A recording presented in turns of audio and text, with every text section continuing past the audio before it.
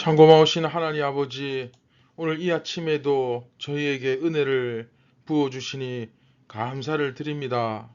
사랑하는 예수님, 저희의 목자 되신 예수님, 우리가 그 주님의 음성을 듣고 온전히 목자를 알아보고 그 참된 목자이신 예수님을 따라가는 오늘 이 아침이 되게 하여 주시옵소서.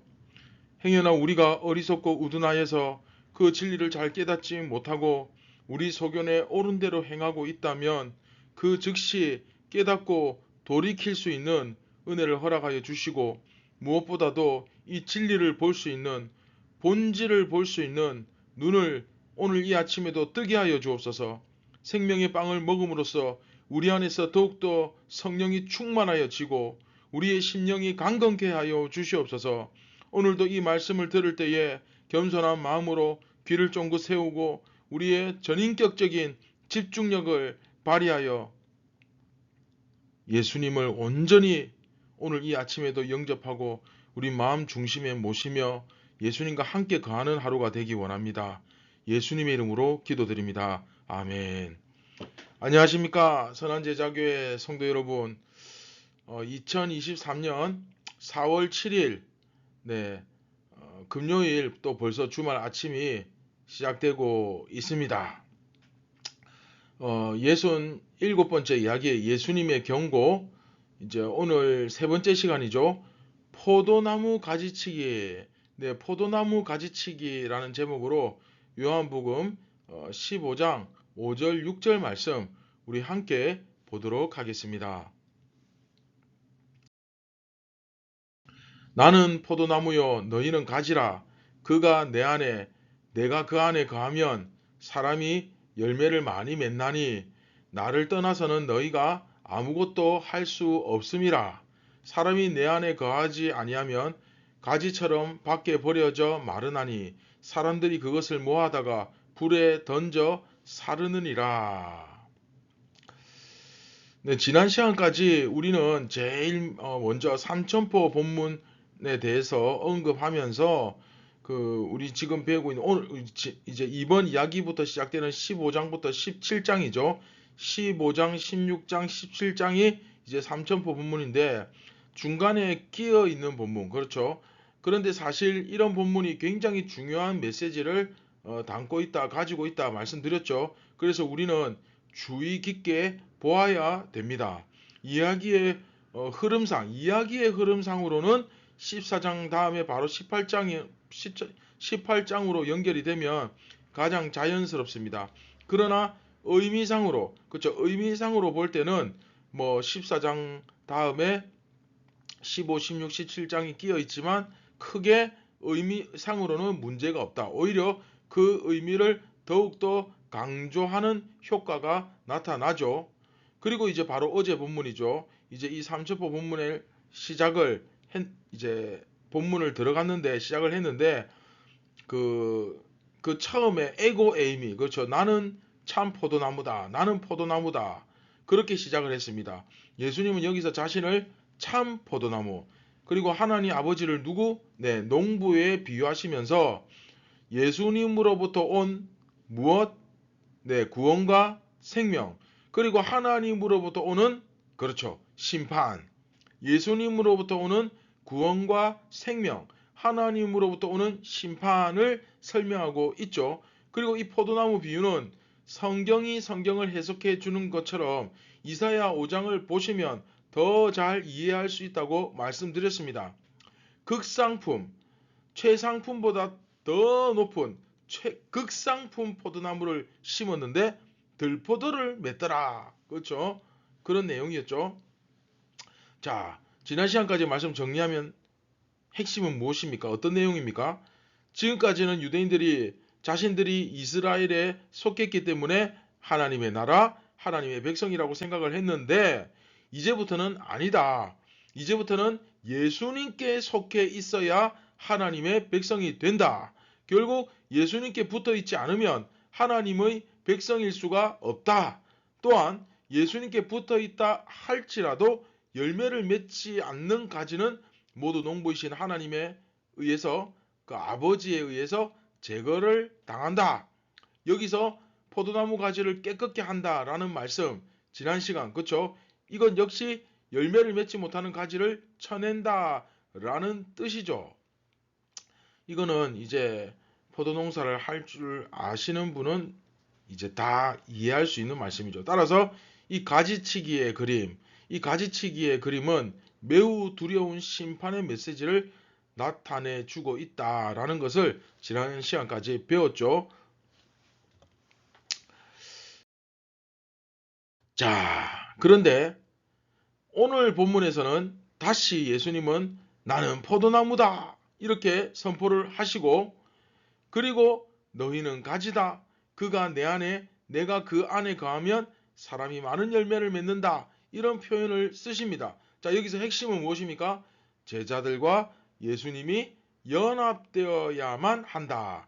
자, 그 그림을 전제로 하고 있죠. 그게 중요하죠. 자, 그런데 문제는 지금 예수님께서 제자들을 떠나 보내실 거잖아요.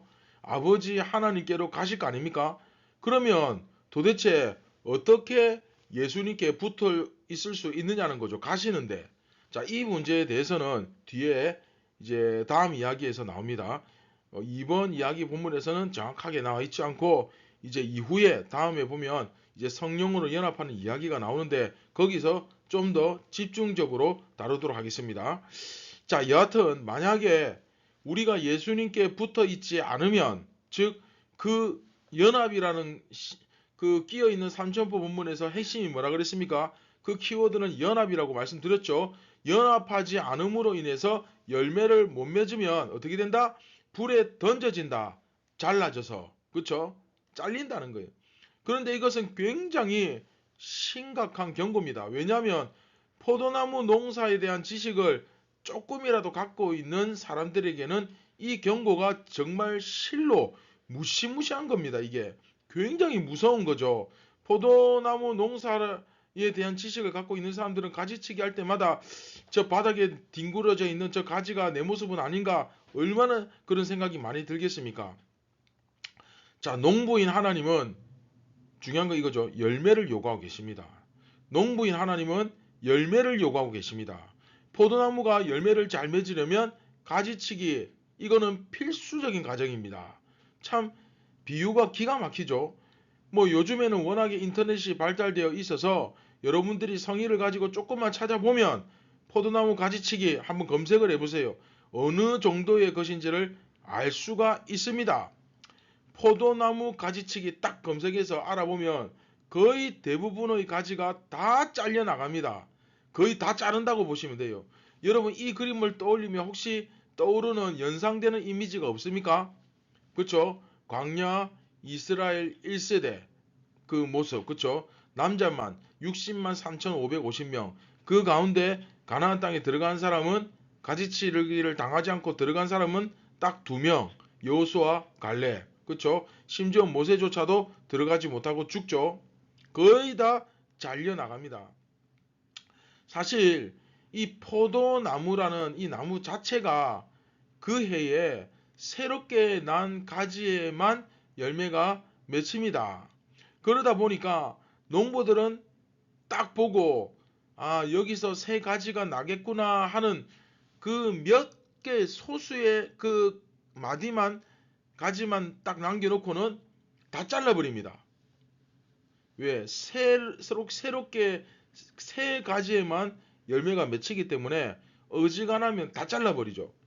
틀림없이 예수님의 제자들은 이 겨울에, 그쵸? 포도나무 가지치기를 하는 그 시기에, 겨울에 이제 다 자르고 정리를, 전지 작업을 해야 되니까 가지치기를 하는 시기에 포도원마다 길바닥에 수북하게 쌓여있는 그 잘려나간 가지들을 보면서 그걸 보았기 때문에 예수님의 말씀을 더 잘 이해할 것입니다.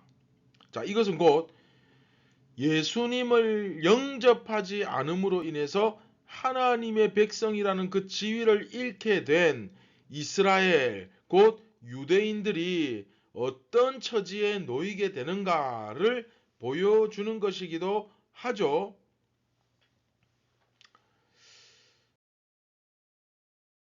자, 여러분 이제 화면에 그림을 한번 보십시오. 자, 왼쪽에 이건 이제 외국에서 외국의 이제 포도원 가지치기를 한 그림인데, 자, 가운데 길바닥에 보시면 이 가운데 길에 보면 쭉 줄지어서 그 포도나무가 이제 양쪽으로 심기어져 있고, 사방으로, 그쵸? 일렬로 쭉쭉쭉 이렇게 심겨져 있고, 겨울이 되면 가지치기를 한다고 합니다. 그런데 가지치기를 하면 이 중앙에 가지가 잘려 나간 거 보이시죠? 자, 가운데 여기에 이렇게 점점 쌓이기 시작하는 거예요. 이게 전부 다 어떤 모습입니까? 예수님과 연합하지 못하고 떨어져 나간 자들의 모습이 바로 이 길바닥의 가지의 모습이에요. 무슨 덤불처럼 막 쌓여 있잖아요. 그죠? 그런데 이 포도나무 가지라는 게 무슨 목재로서 그런 무슨 조금의 그 쓸모라도 있느냐? 네, 없죠? 못 씁니다, 이건. 그냥 땔감 정도밖에 안 돼요. 다른 데는 별로 쓸모가 없어요. 그런데 심지어 요즘엔 어떻습니까? 나무도 함부로 못 태우게 하잖아요. 그죠? 그 탄소 배출 뭐 이런 것 때문에 그러다 보니까 이게 처리할 수가 없어가지고 요즘은 골머리를 앓고 있을 정도라고 합니다. 자, 그 다음에 오른쪽에 보시면 이거 이제 우리나라의 그 포도원에서 잘라낸 가지예요. 수북하게 쌓여 있죠. 이걸 이제 처리를 못 해가지고 막 쌓아 놓다 보니까 이렇게 이제 쓰레기가 되어가지고 쌓여 있다고 합니다. 옛날에는 뭐 그래도 아궁이에 불 때는 용도라도 썼지. 그런데 요즘은 이제 이걸 도대체 쓸 데가 없는 거죠. 이처럼 중요한 건 이겁니다. 이처럼 아무 짝에도 쓸데없이 쓸모없이 그렇게 버려지고 마는 것이 바로 잘려나간 포도나무 가지다 하는 것이죠.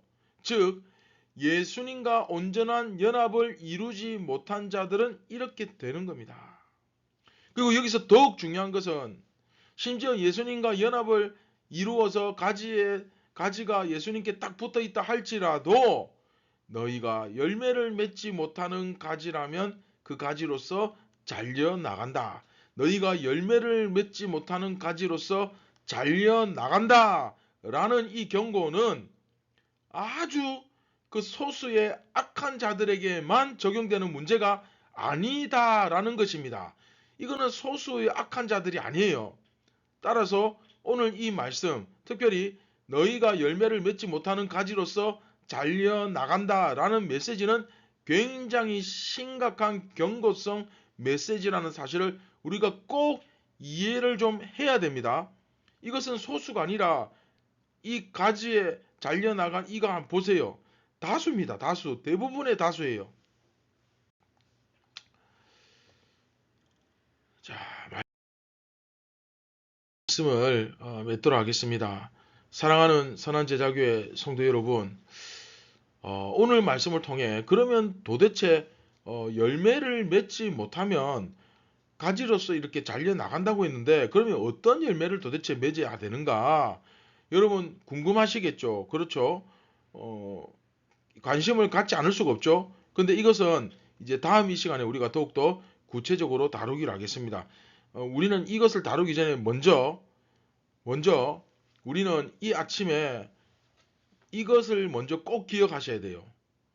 아무리 내가 예수님의 심지어 제자라고 자부할지라도 예수님께 꼭 붙어 있는 가지, 그쵸? 그 제자가 예수님께 꼭 붙어 있는 가지를 말하는 거잖아요. 그런데 결국 내가 열매를 맺지 못하는 가지가 된다면 어떻게 된다? 잘려나간다. 잘려나간다. 이 사실을 먼저 꼭 우리가 다시 한번 마음속에 딱 킵을 해놓았으면, 딱 기억하고 저장을 해놓았으면 좋겠습니다. 예수님과 연합을 이루는 것, 이건 뭐 말할 필요도 없는 너무나, 그쵸? 이건 당연한 거예요, 그냥. 이거는 굳이 물어볼 필요가 없는 겁니다.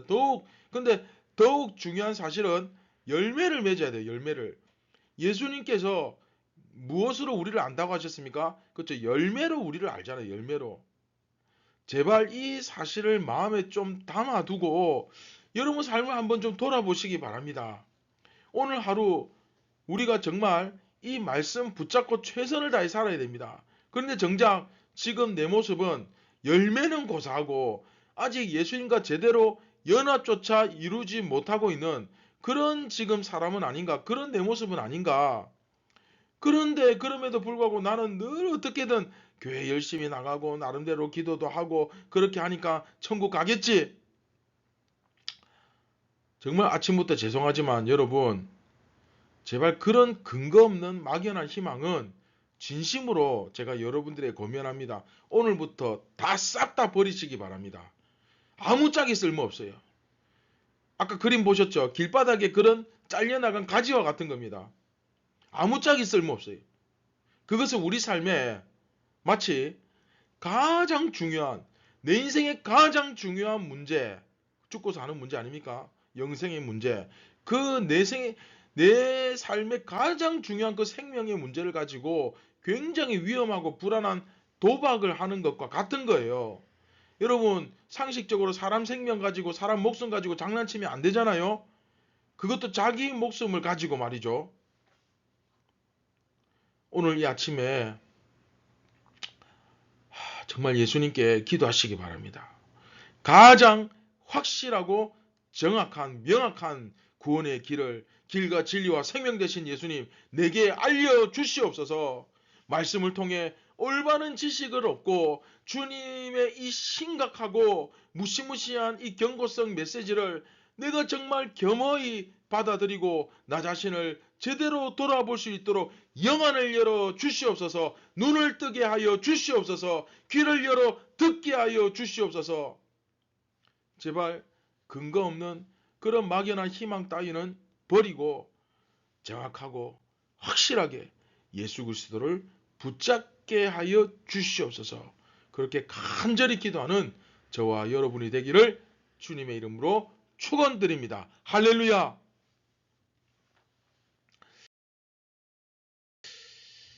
네, 말씀을 기억하시면서 우리 함께 기도하겠습니다. 참 고마우신 하나님 아버지 감사를 드립니다. 오늘 이 아침에 우리가 헛된 희망을 붙잡는 것이 아니라 막연한 희망을 가지는 것이 아니라 확실하고 분명한 예수 그리스도, 우리 삶의 진정한 주인 되시며 왕이 되시며 참 구주가 되시는 예수님을 온전히 붙잡으며 그 예수님처럼 따라갈 때에 오늘 우리의 삶에도 놀라운 열매와 하나님 나라의 증거들이 나타날 줄 믿습니다. 사랑하는 예수님, 예수님처럼 살 수 있도록 도와 주시옵소서. 오늘도 우리의 삶을 통하여서 열매가 나타나게 하여 주시고 진정한 예수 그리스도를 세상에 나타내며 세상에 하나님 나라의 모범을 보이며 정말로 예수님의 얼굴이 우리를 통하여 드러나며 그 영광이 드러나는 삶을 살게 하여 주시옵소서. 껍데기 신앙, 거짓 신앙, 헛된 신앙에 붙잡히지 아니하고 참된 신앙, 살아있는 신앙, 진실한 신앙을 붙잡고 예수 그리스도를 붙잡고 확실한 구원 가운데서 살아갈 수 있도록 오늘도 인도하여 주옵소서. 모든 영광을 예수님께 올려드리기 원합니다. 우리를 구원하신 예수님의 이름으로 기도드립니다. 아멘. 사랑하는 선한제자교회 성도 여러분, 오늘 하루 정말 여러분들의 삶을 통하여 예수님의 모습이 나타나기를 간절히 소망합니다. 거짓되고 헛된 구원이 아니라 정말 불안하고 너무나 위험한 구원이 아니라 안전하고 확실하며 정확하고 너무나 명확한 그 예수 그리스도를 확실하게 붙잡는 오늘 하루가 되시기를 주님의 이름으로 축원드립니다. 오늘 하루도 그 승리를 누리시기 바랍니다. 감사합니다.